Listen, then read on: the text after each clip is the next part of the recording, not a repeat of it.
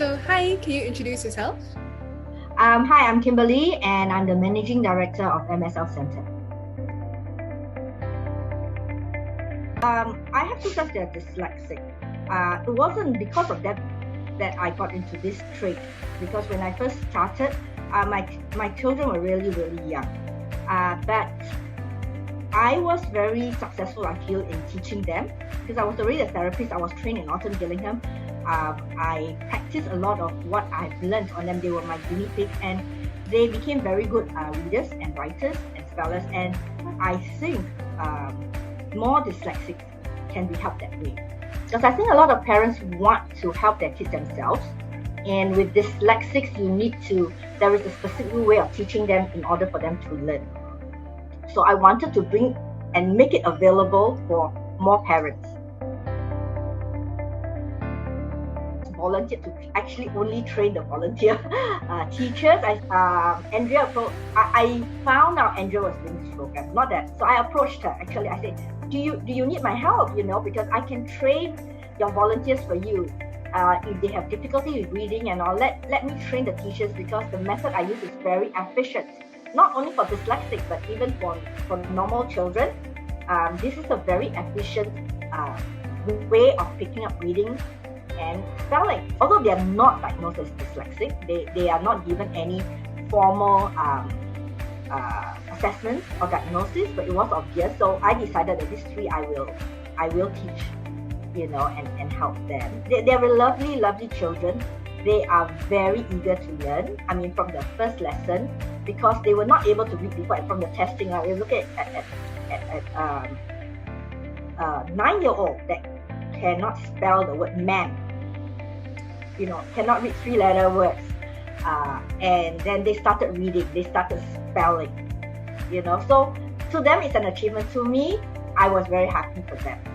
I want them to be as good as their classmates, or even better than their classmates. Definitely, and they have the potential to do that. They're bright kids. They were just not given that opportunity to learn in the way that's suited for them, I feel. And our education structure is basically not the most suitable one for dyslexic. But once they learn how to learn, which is what my objective is, then they can access whatever information the teachers are teaching them. Right now, it is a bit difficult for them. Hi, can you introduce yourself for the camera? Sure. My name is Anne. My husband and I, we are founders at Tbcc Coffee. I'm also a pastor at Trinity Collective.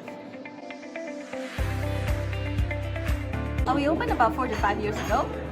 Before that, I was doing a youth hangout in 2011. So what we did was to create a safe environment for young people to come and just chill, to study or watch movies. Beyond a certain point, I realized that I wanted to do something more for the young people, and having a place to work together, to impact culture, to create a very unique culture we have here, and to teach them good values and to show an example that became something that I really wanted to do. Definitely friendship. We have this principle that we really believe in. If we are not going to eat it, we won't serve it. So that's how we approach everything we make. If it doesn't look good to us, it doesn't go out. I think people appreciate that too. Other than just being about the food and the coffee, we are really about building a relationship. So if you come in by our doors, we'll likely greet you with, "Hi, how are you today?" Just instilling a kind culture, loving culture, which is quite unfindable, unseekable, hard to find in Singapore. And so that's what we want to do, just kind of create a different culture within our own space.